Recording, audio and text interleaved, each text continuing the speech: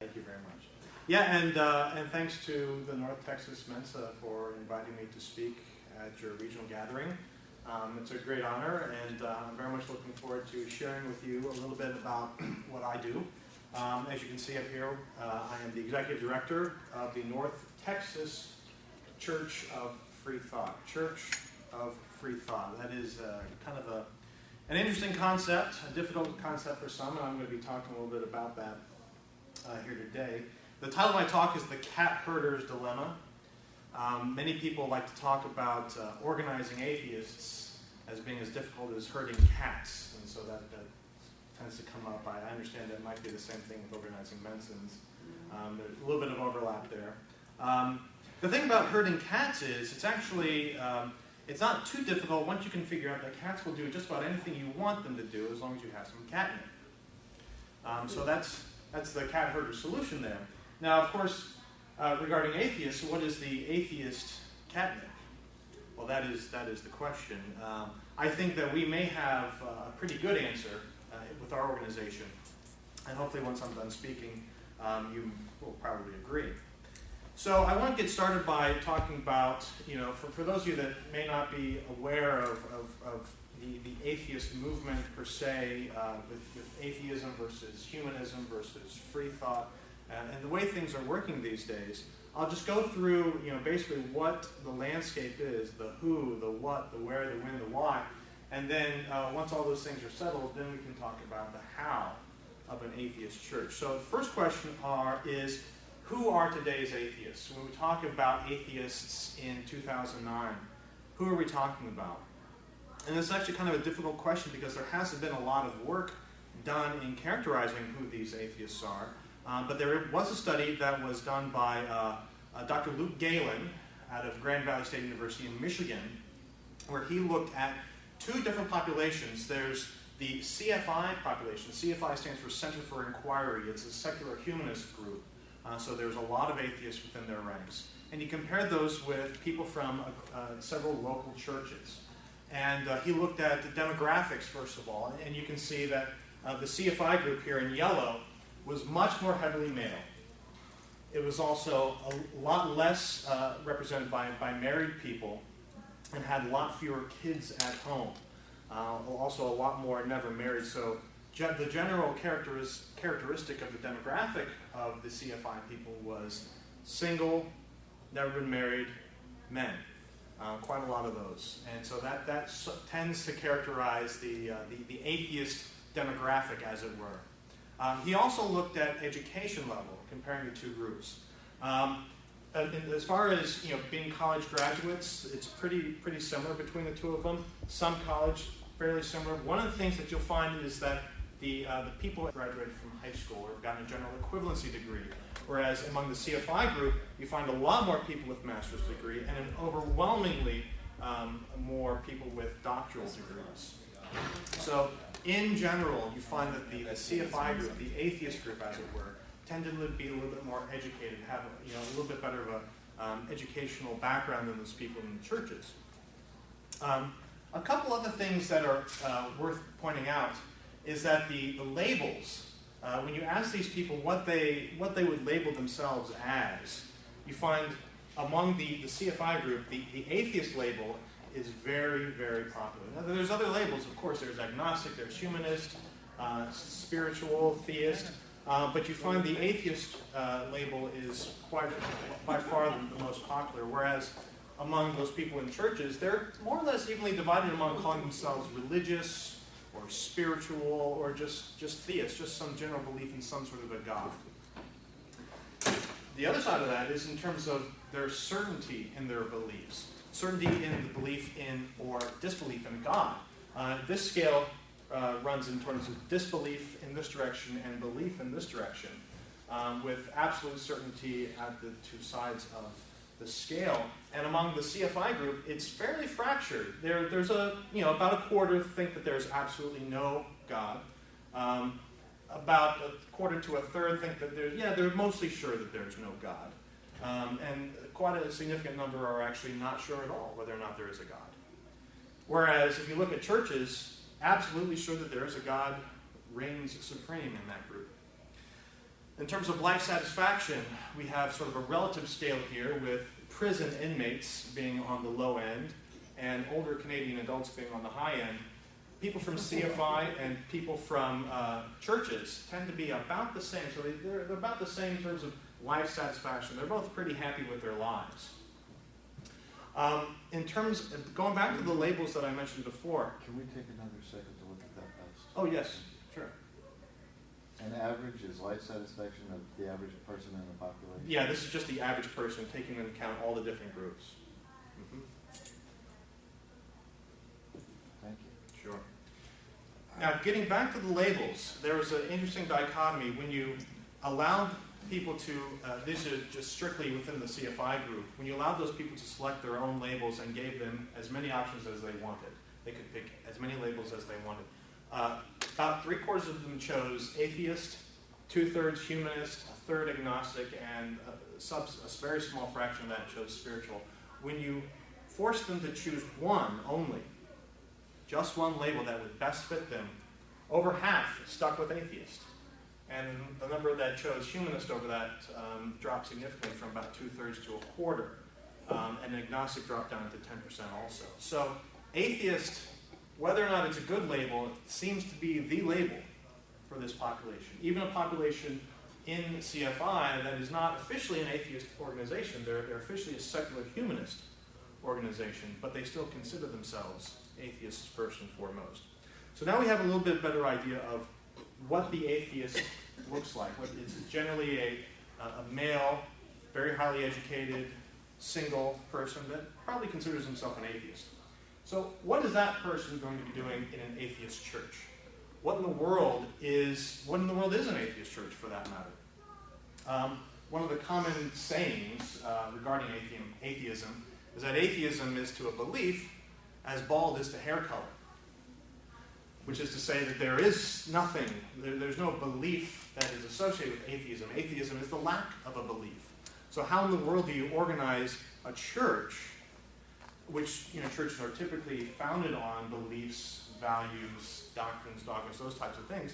How do you found a church that fits the needs of atheists when atheists are only being defined in a negative sense, being identified in terms of what they don't have? Well, we're going to have to make a very subtle change in our understanding of what atheists are and what atheists are looking for. And we're going to have to go from this term, atheism, which is still very much of a bugaboo term that I'll get to a little bit later, and we're going to have to switch over to free thought. So not atheism, but free thought. Free thought is a positively defined concept, and it is something that you actually can organize a church around. Which I'll get into in just a little bit. So what is free thought? Many of us have sort of a general idea of what it means, some irreligiosity, etc. But the way that we define it here at the Church of Freethought is that when you're thinking about things, there's two ways that you can go, generally speaking. Especially when you're considering the large questions of life, the universe, and everything. You can either go in the direction of pointing towards tradition, authority, and established belief. And this is the direction that most traditional churches go. When you have a moral quandary, or when you're looking for personal meaning or purpose, what do the traditions tell you? What do the religious authorities tell you? What does your organization already believe is true? Then that directs what you believe to be true. Freethinkers don't like this as the primary option. Freethinkers would much rather turn to reason and evidence. So to be a free thinker, to engage in free thought, is to turn first to reason and evidence when you're considering the large questions about life, the universe, and everything, rather than turning automatically to traditions and authorities that already exist. So, how did this bring about a Church of Free Thought? Well, we started with 4 founders. There were 4 people, you can see them here in this very small photograph, from 15 years ago. This is Tim Gorski, Deborah Boak, and Mike and Marilyn Sullivan. These are 4 people got together, and they talked a lot about this concept of free thought. And they talked a lot about their experiences in church, and they liked a lot of those experiences. There's a lot of things about the church experience that they really sort of missed. There are a lot of things that recommended itself to them, and they were looking for some way that you could take free thought as an organizing principle and perhaps construct a church around that. And so Tim and Mike, who you can see here in this photograph, they really did a lot of the heavy lifting. So Tim is a really great sort of big picture thinker and developed a lot of the philosophy of free thought, as we call it. Wrote a lot of articles, and Mike was really the brawn behind the organization. He was a master organizer, put everything together, and they assembled basically from scratch a church 15 years ago that became the North Texas Church of Free Thought. And so how do they do that? What exactly does that church look like? Well, most of us have a pretty good idea of what church is, even if we still don't go to church. We have an idea of what that is. It's a building, and there's sort of this focus on metaphysics, spirituality, what have you. And there's a lot of other things that go on at these churches also, but there are two things in particular that Tim and Mike wanted to remove from the Church of Free Thought. Two things that could not have a place in a Free Thought church. Number one, all these gods. These are supernatural concepts. They have no basis, according to free thinkers, they have no basis in evidence, real evidence. There are no good rationales to support their existence, and so the gods are taken out. The next thing that's taken out are all the men in interesting robes and funny hats and facial makeup that speak for the gods and tell people what to do based on what their gods say. Those are taken right out too. If there's no gods, there can be no one to speak for the gods. So what is left? Well, we have a number of things that we do at the Church of Free Thought. Number one, we still get together on a regular basis and put on things that we call services, Sunday services, the first Sunday of every month. And we organize in a hotel room very similar to this one. And we discuss heady topics, morality, we discuss science, we discuss history. We try to learn from each other. We present things to each other. We sing songs together. We teach our children together. Very much the same type of things that go on in traditional churches.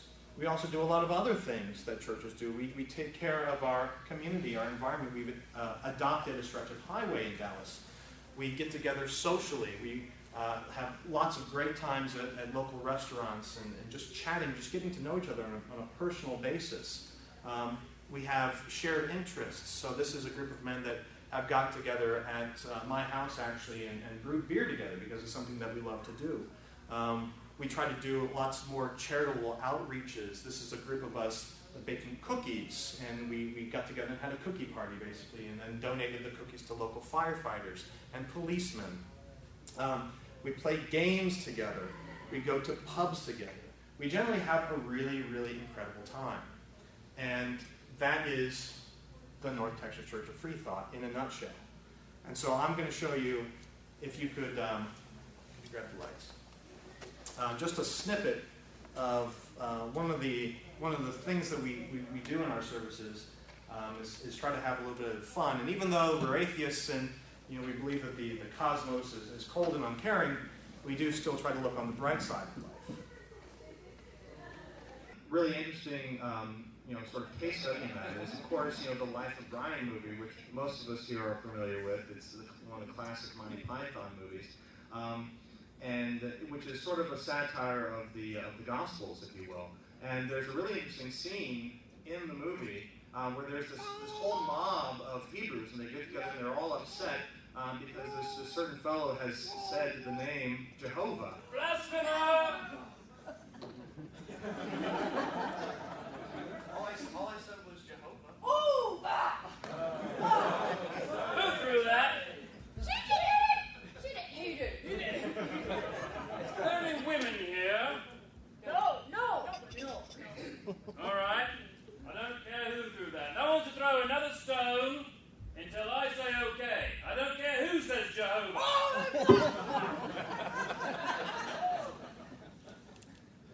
So, for the uninitiated, that was a mockery, I guess, of part of the life.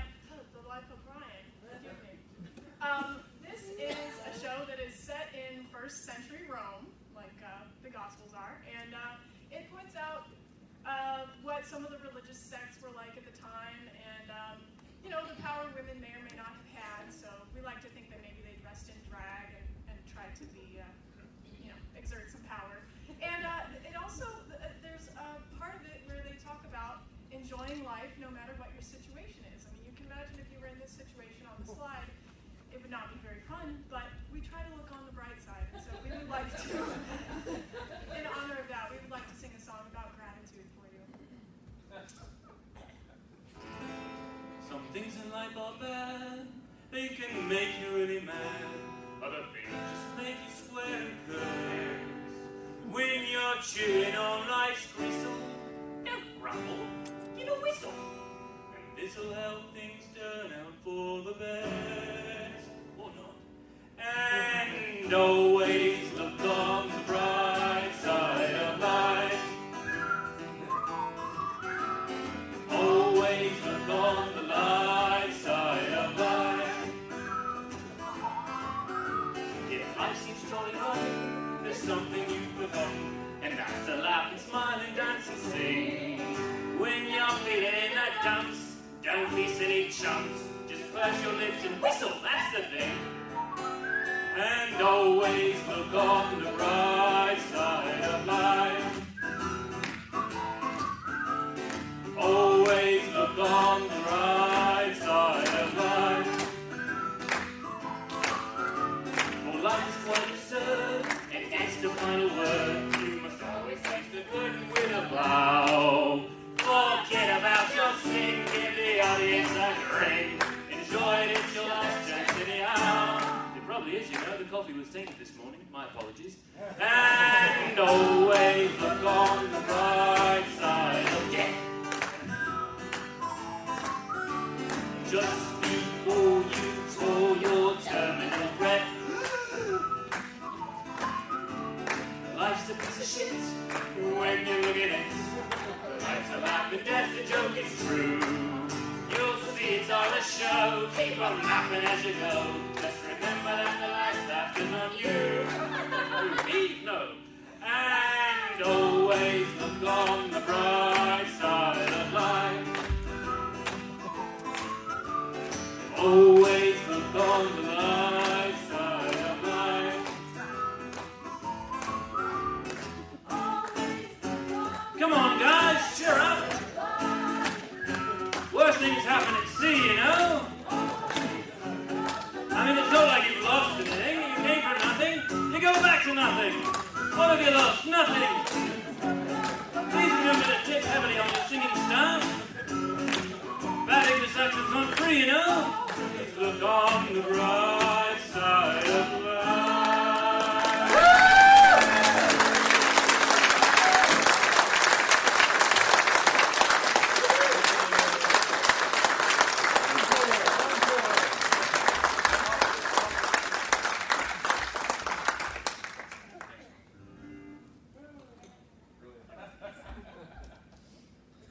And now for something completely different.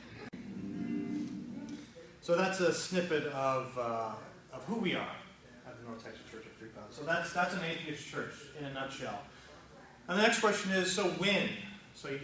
When is the right time for an atheist church? And the answer quite simply is now. There's a study that was published in the American Sociological Review, Edgell et al. Out of the University of Minnesota, that looked at societal attitudes towards the non-religious. And their conclusion is that atheists are most commonly recognized as simply the group that it's okay to hate.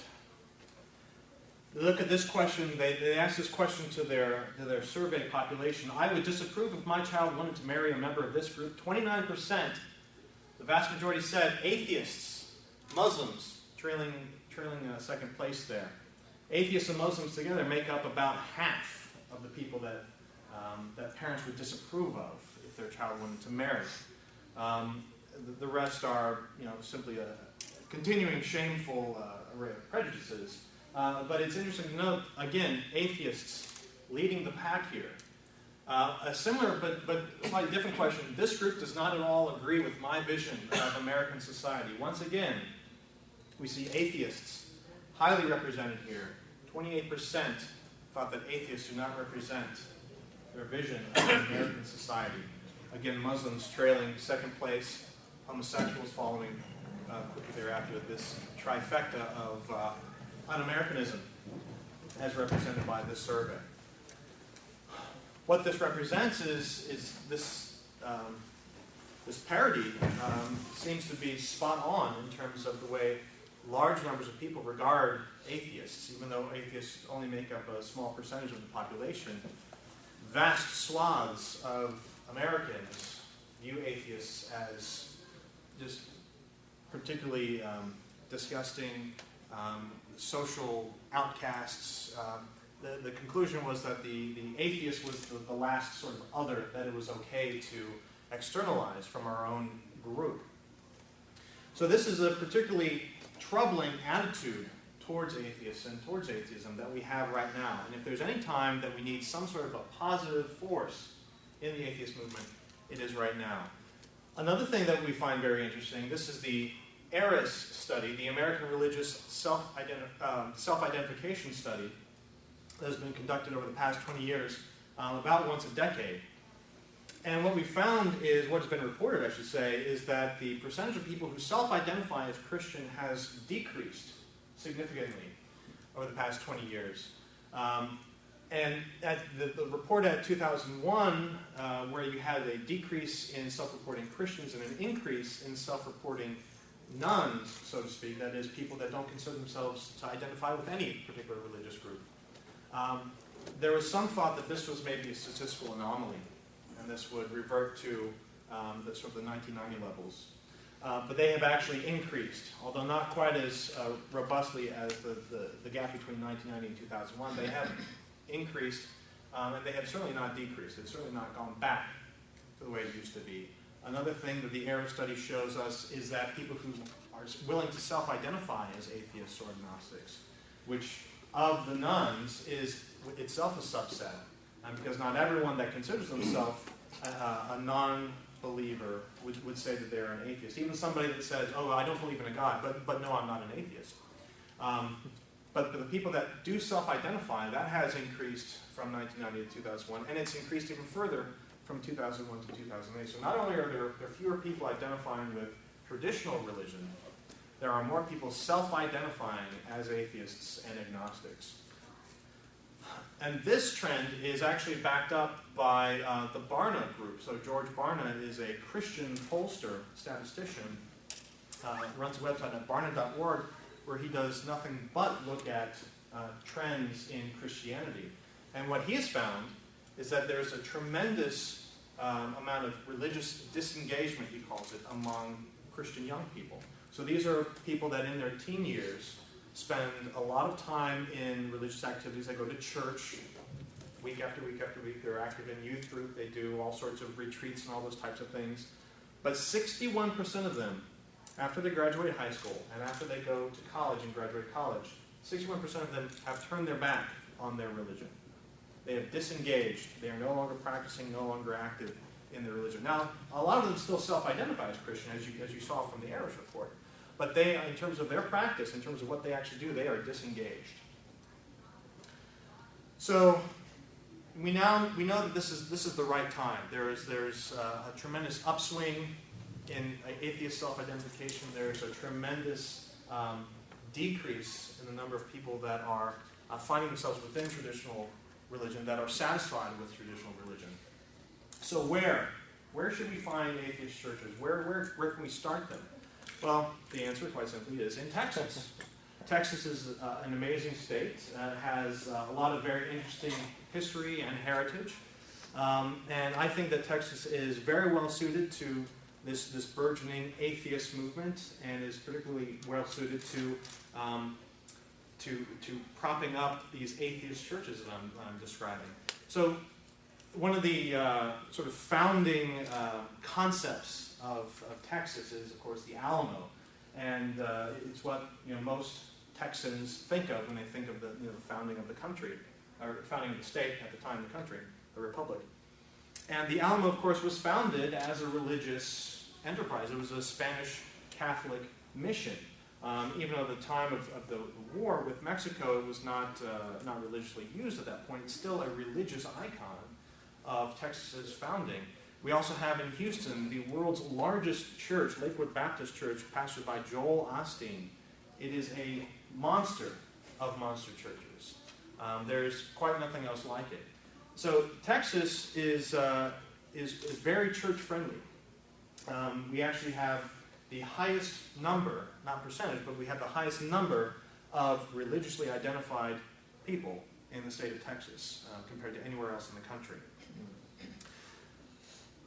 We also have kind of another interesting thread in our heritage. If any of you recall Sam Maverick, the cattle owner, landowner from the 19th century, he would not brand his cattle. It was common practice at the time, of course, and still is, to brand your cattle, to mark them in some way, to say that these cattle belong to this group, and these cattle belong to that group. And Sam Maverick would not do that. He would not mark his cattle. So he was, for his time, he was very much of an independent thinker. He went against the flow. He refused to do what everyone else wanted him to do. And that is where we get the term maverick. As much as certain political individuals want to co-opt that term, it is a Texas term, and it refers to independent thought. And that is something that is a very strong thread in our history and our heritage. We also have a decent history in terms of actual freethinkers. We have in the Hill Country, Comfort, Texas, was founded by German freethinkers. In the 19th century, they emigrated from Germany. They represented some of the the highest echelons of the intelligentsia, really careful thinkers in Germany that conflicted with the Lutherans to the north and the Catholics to the south, and they wanted a life without religion. They called themselves the Freigemeinde, the free thinkers, and they immigrated to Texas, among other places here in the United States, and they founded lots of towns here in the Hill Country, one of them being Comfort, Texas, which still exists today.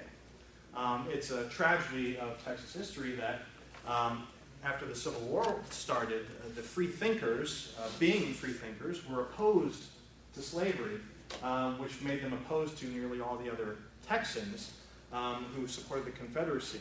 And so large numbers of them were killed, run out, exiled, disappeared, whatever. And so the population and the German freethinker movement largely died out here in Texas, even though the cities remain. So this is the state of Texas. It's a very interesting state.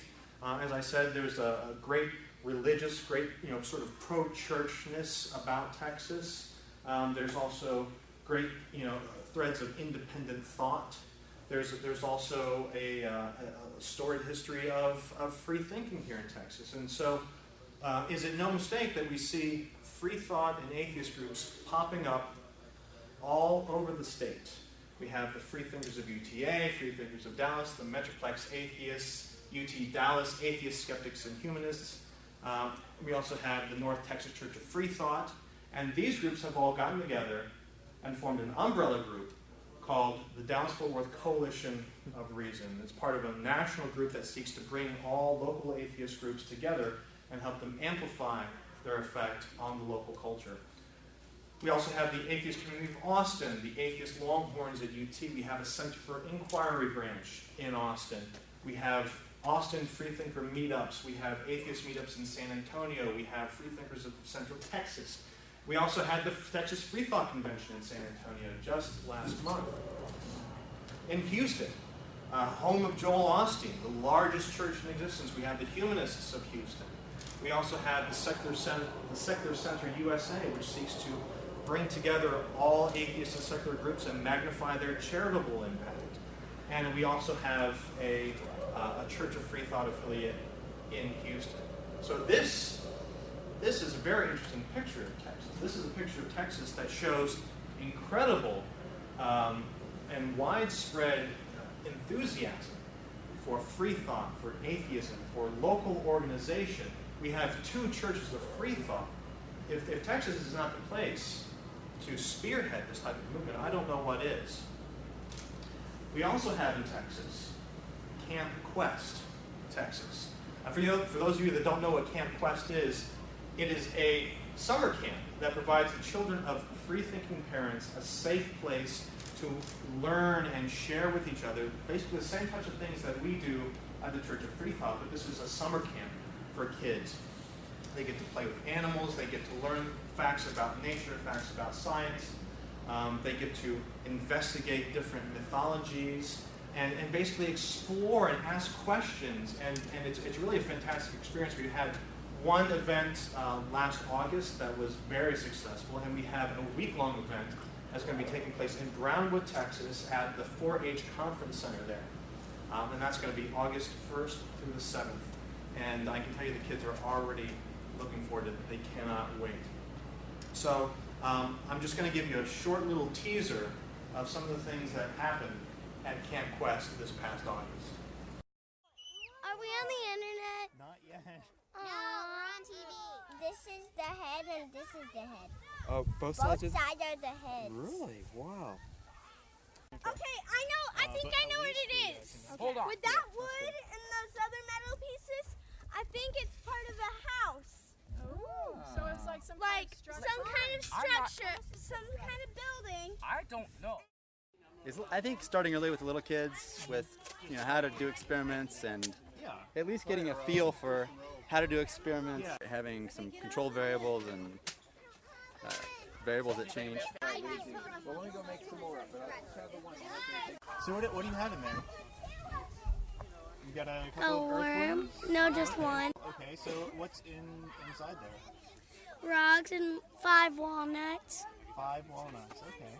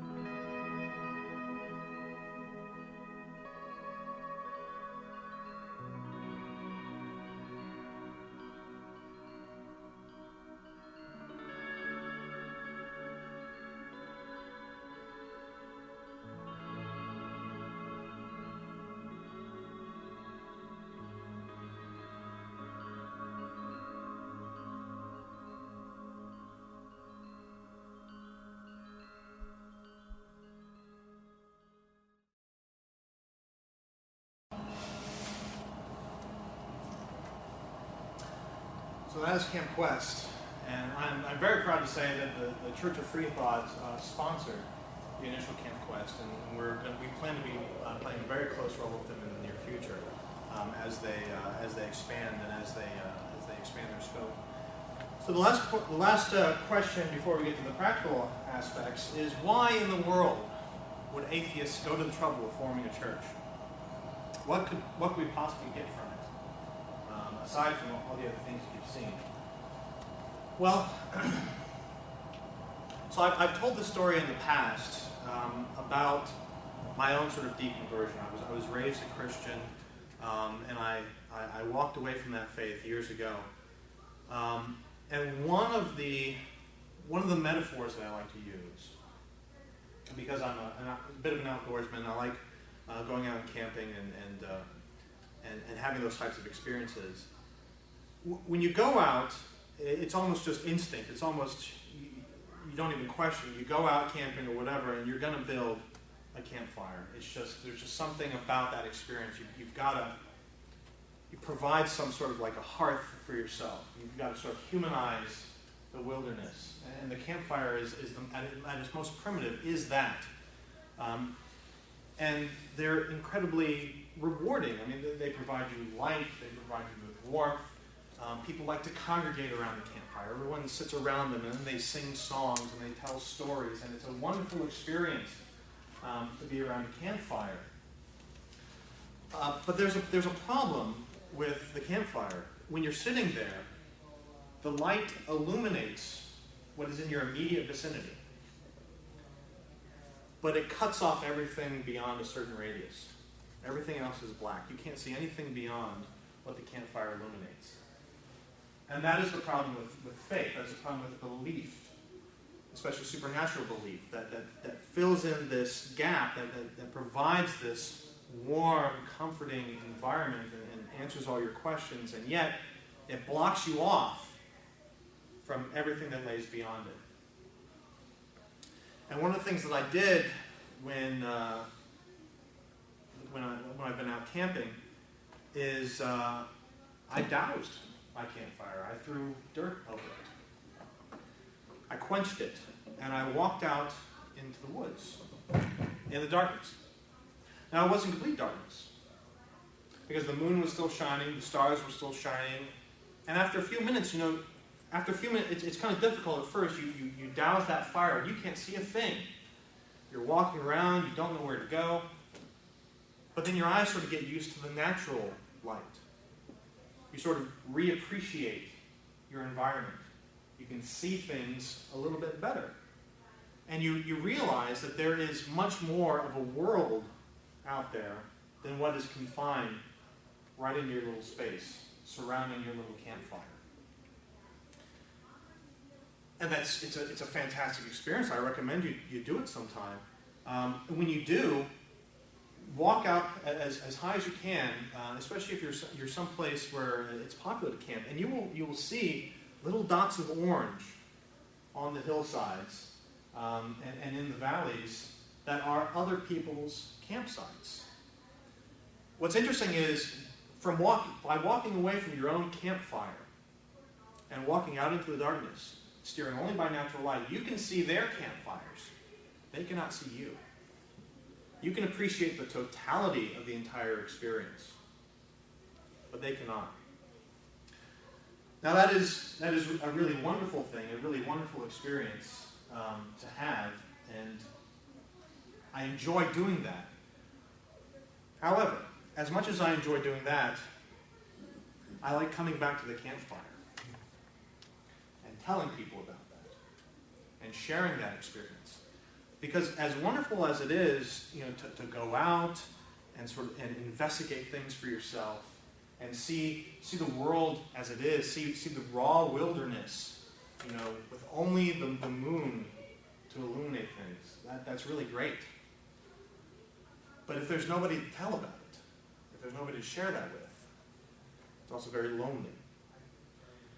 And so one of the nice things about campfires, with all their problems, everything that comes with that, the fact that you go in close and you're sort of cut off from everything else, but still it allows you to connect to other individuals that come to your campfire and want to share those stories with you, that want to hear your stories, that want to tell stories to you. And you can't find that on the top of a mountain ridge by yourself in the dark. You can find a lot of things, but you can't find that. You can't find human companionship and that basic social need met. So I like coming back to the campfire. And I like telling those stories about our connectedness, about the fact that we all sort of share the same processes. We're all, when we all go into the wilderness, we all do the same campfire, basically the same way. Wood burns the same, no matter who you are. It's chemistry, and we share that. We share our chemistry. We share our biology. We share basically everything with each other, and also with the world around us. And could you get the lights together? And I think usually when I'm talking like this, I usually think of Carl Sagan, who had really great ways of putting this type of thing. So I want to share with you something a little bit from Carl Sagan that also has a little bit from Neil deGrasse Tyson, who may be this generation's Carl Sagan, and also Richard Feynman and Bill Nye. And this, I think, represents the sort of the spirituality of being an atheist. The sort of, if spirituality is not the right word, then at least the sort of the metaphysical sense of presence that we can tap into simply by being parts of the cosmos. SymphonyofScience.com do a lot more mashups of Sagan and some other fantastic individuals. So that is the type of thing that really makes my hair stand on end, even as an atheist. It really is inspiring. As Sagan said, we may be a way for the cosmos to know itself. And if that is not, as Tyson was saying, that doesn't make you want to run out to the street and grab somebody and shake them and tell them about this. I don't know what does. So this is the type of thing that we value and cherish at the Church of Freethought. This is what makes us get up out of bed on a Sunday morning and come together and share these types of sentiments with each other, share these types of facts with each other, share our lives with each other. So that's why we do it. So the final question is, okay, that's why we do it. How do we do it? How do you put together a Church of Freethought from scratch? Well, the good news is you don't have to. The Church of Freethought concept was already put together. As I mentioned before, Tim Gorski and Mike Sullivan founded the church 15 years ago. It's been a continuous operation since that point. And although nothing's been perfected, of course, we're continually trying to improve things. But we do have a pretty good grasp of how we do things right now. And we do have a handbook that we've put together, primarily for our purposes, although this can be used as a resource for other people who start new churches of Freethought. And Tim Gorski, as it turns out, he is starting up a new initiative that will be promoting new churches of Freethought. He is going to be shifting his focus from just here in the North Texas area to try to start new churches in other cities, which is fantastic. And so we have this as a resource for that. We have a very simple sort of licensing agreement. There's no charge for it. As long as somebody is serious and interested in providing the same type of experience for themselves and other freethinkers in their area, we can give them, or I should say Tim Gorski can license them the name Church of Freethought, the logo that we use, the lightning bolt, and other materials. And the handbook goes through all the basics of how to put together a Church of Freethought, leadership roles, essential functions, our inventory, things that we need to make things work, and how we put together the nuts and bolts of our finances, etc. As I said, it's still a work in progress, but we do have this resource, which is a tremendous benefit. And as I mentioned before, we do have, of course, I'm with the North Texas Church. We do have an affiliate in Houston, but there's no reason why there couldn't be an Austin Church of Freethought. There's no reason why there couldn't be a San Antonio Church of Freethought, or even a Lubbock Church of Freethought. Lubbock claims to have the most churches per capita. Why not a Church of Freethought? And why stay in Texas? Why not the Atlanta Church of Freethought? They're also in the Bible Belt. There's probably freethinkers there that need this type of experience. Why not Chicago? Why not New York City? Why not London? Why not Paris? So I hope that impresses upon you that we have a definite goal of moving this concept forward and expanding it beyond just simply where it is right now in Texas. We think this model has a lot of value, a lot of benefit. And just to give you another sampling of that, I'm going to go through quickly a couple presentations that I gave at our November service that are somewhat germane to the immediate holiday. So one of the things that we like to do is something called a moment of silence. A lot of other churches and religious organizations promote moments of silence, especially in our public school system. But we feel that science is to be preferred. So we have a moment of science, and in this moment of science, I discussed the paper published by Robert Emmons and Michael McCullough. It was published in the Journal of Personality and Social Psychology on counting blessings versus burdens, an experimental investigation of gratitude and subjective well-being in daily life. Our theme for our November service was gratitude. We typically do have some of these themes, and then through 2010 we'll be looking at other themes that touch on some of the free-thinking virtues, if you will. In their experiments, Emmons and McCullough, they divided different groups of students and other individuals and had them count their blessings, take an inventory of all the hassles in their life, and also just sort of neutrally look at all the events that happened. They did 3 studies, a weekly and a daily, and they also looked at people with neuromuscular disorders. In the weekly group, we find that the group that was assigned to count their blessings on a weekly basis had improved results in terms of their perception of life as a whole, their preparedness for the upcoming week. They had a decrease in their physical symptoms of whatever illnesses they were experiencing. And interestingly enough, they engaged in more hours of exercise than did people who counted their hassles or just inventoried the events in their life.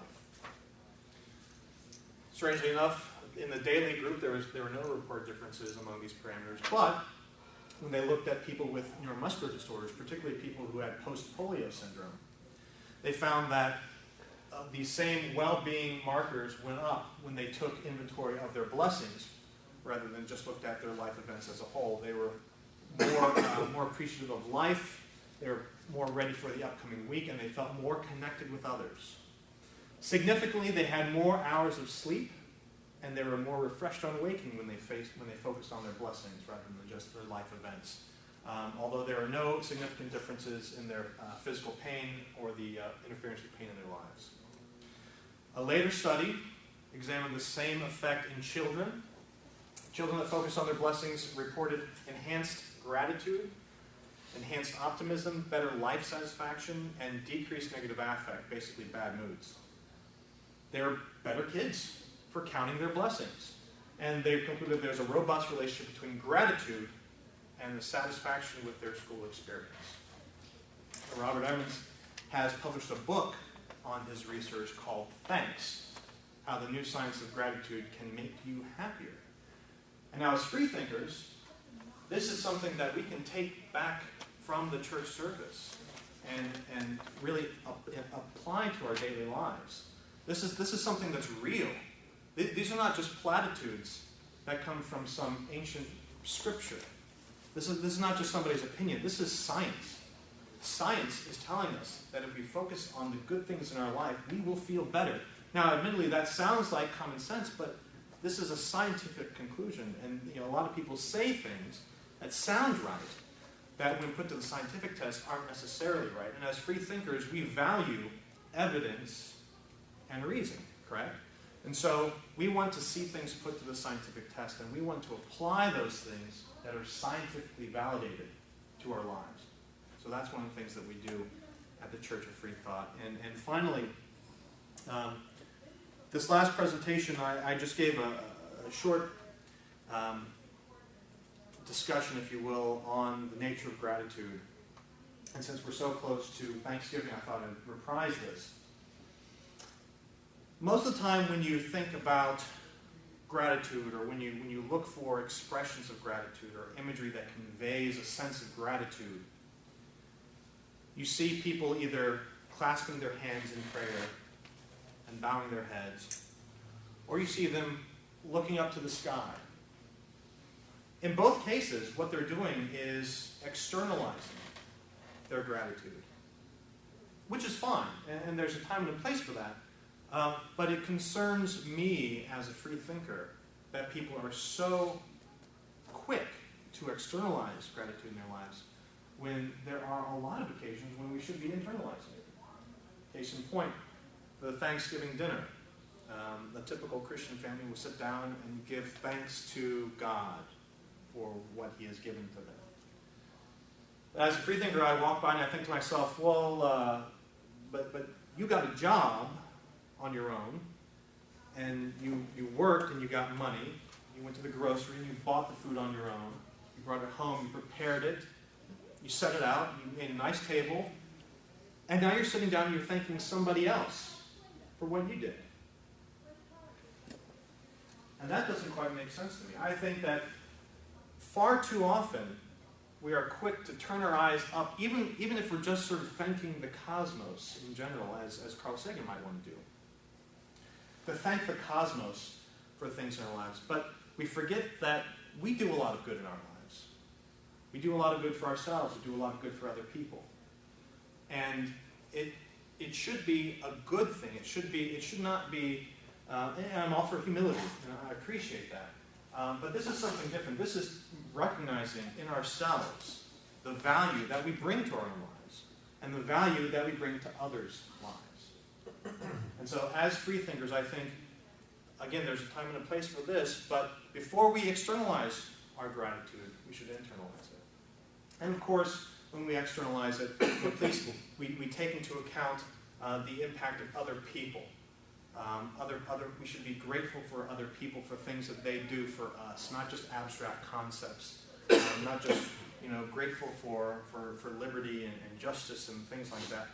Who brings those things to us? Who guarantees those things for us?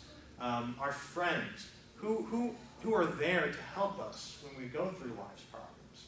Who provides support? Our family. Who nurtures us, gives us life, provides us with the tools that are necessary to go through our lives.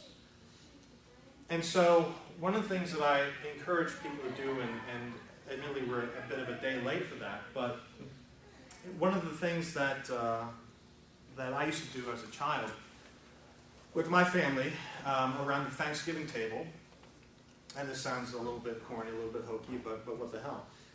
We used to go around the table and say what we were thankful for before we ate. And I would encourage you, when you get a chance, when you go home, maybe the next time that you sit down, to go through an inventory of all the things that you're thankful for. Now remember, this is good science. I just showed you that this is good science. This will affect your life. And go through all the things that have positively impacted your life. Go through all the individuals in your life that have helped you.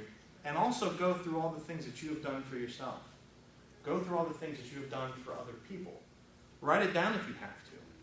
But that is the type of thing that as free thinkers we should be encouraging ourselves to do, encouraging each other to do.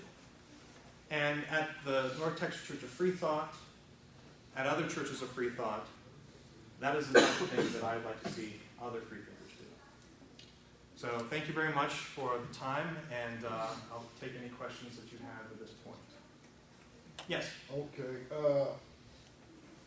Churches, as a general rule, have a number of benefits with authority. Zoning, things of that nature. Have you applied for any of these or recognition from the state? So it was actually a bit of a struggle for us. We have considered ourselves a church from our very founding. The state of Texas did not. Imagine that. Yes, indeed. And so as churches, churches in the state, churches throughout the country are provided tax exemption.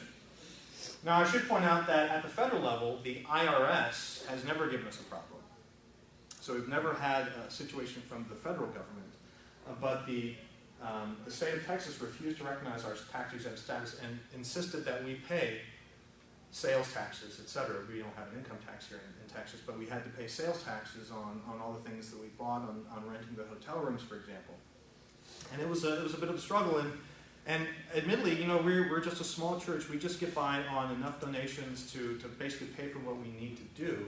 And so we couldn't mount any sort of a legal defense or a challenge or anything like that. Fortunately, it was the ACLU and Americans United that took our case on our behalf, along with the Ethical Society of Austin, and I think a Unitarian church also that was local. And they took that actually to court, and it was found in our favor. And so it was just a few years ago, and the state of Texas, it was actually, for some strange reason, this decision falls to the state comptroller. and it was Carol Strayhorn, I believe, was the comptroller, and she sent us a letter that said, well, I'm paraphrasing here. She sent us a letter saying, well, it's been decided that that you're to be recognized as a church. I don't agree with this, but I have to do what I have to do. So we were given tax-exempt status. Now, aside from that, there are no government benefits that we have taken advantage of to this point, so I really can't comment. Okay, you mentioned the Unitarian Church, which was my next question. Mm-hmm. As a thrown-out member of Unitarian Church, I know that they require no particular beliefs in a deity to belong to the Unitarian Church, so they kind of stole your thunder in a way. A bit, and first I must commend you for being actually thrown out of a Unitarian. What on earth do you have to do to get thrown out of the Unitarian Church? Failed, will not pledge to them. I see. So you are correct in that they don't require a belief in a deity. However, there's a subtle distinction between the Church of Freethought model and the Unitarian model. And the Unitarian model allows all dogma.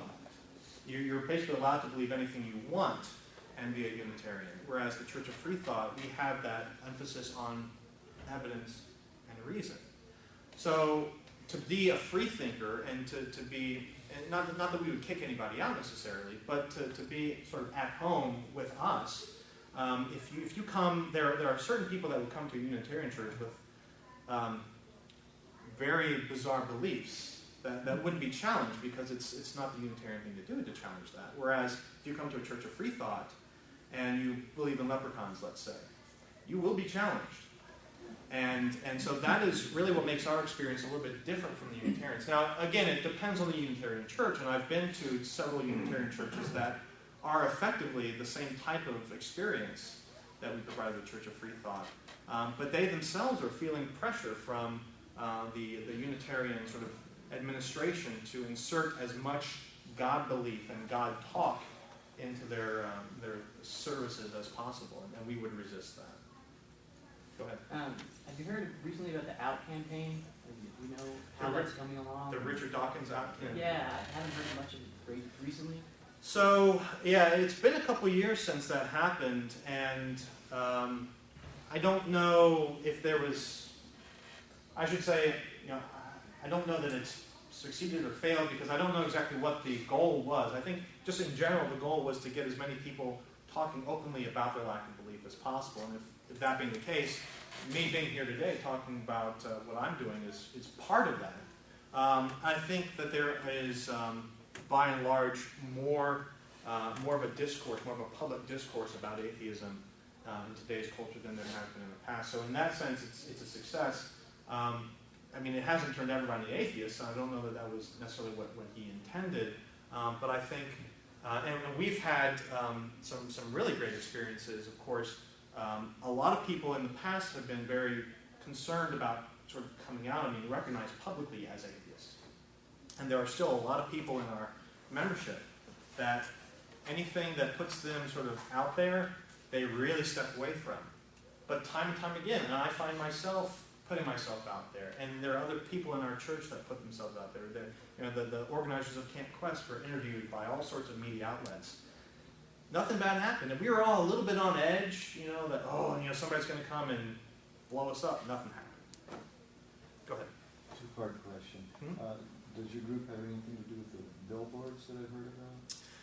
So we do. So we are members of the Dallas-Fort Worth Coalition of Reason, and they put up 2 billboards, one in Dallas, one in Fort Worth, in March of this past year.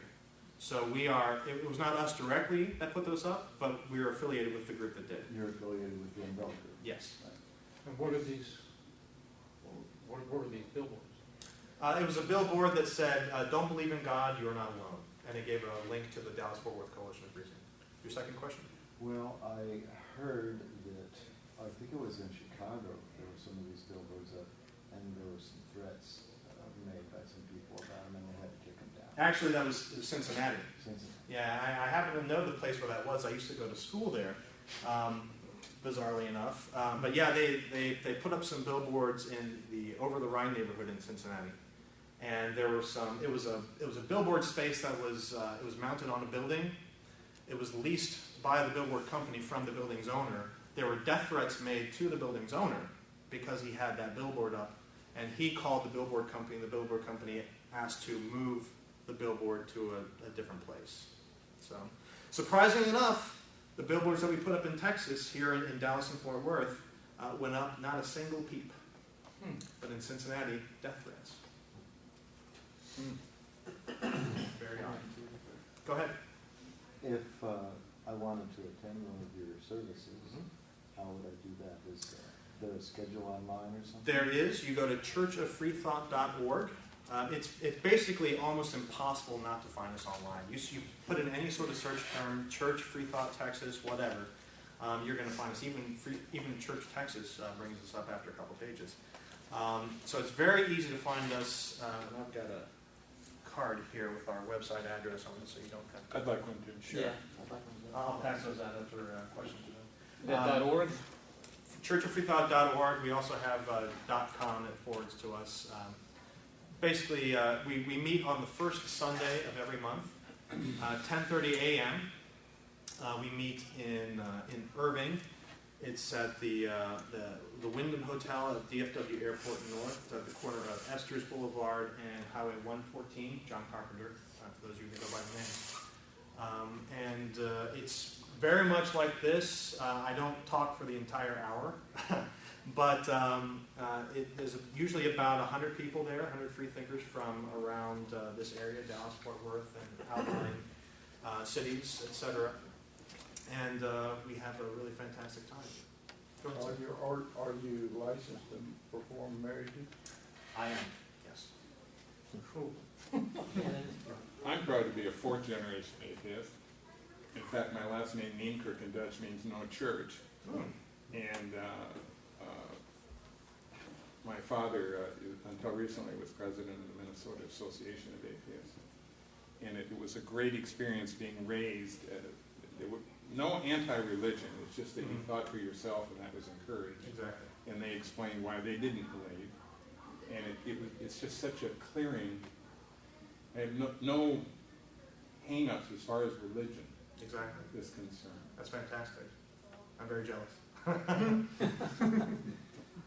my children are likewise. Good. Any further questions? Oh, this has nothing to do with Freethought. It has everything to do with if we're still going to the Golden Corral afterwards. Yes. So we in previous months, and actually for many years, we have gone to Jason's Deli immediately after services.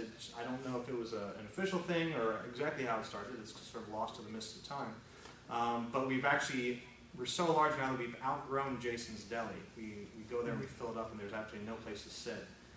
So we've taken the Golden Corral, which has some rooms that are set aside for us, and we fill those up too. So, and we were there for probably, 2 or 3 hours on Sunday afternoon, just eating and chatting and getting to know each other. Yes, sir. You seem to be providing a place where freethinkers can come and have that sort of social network.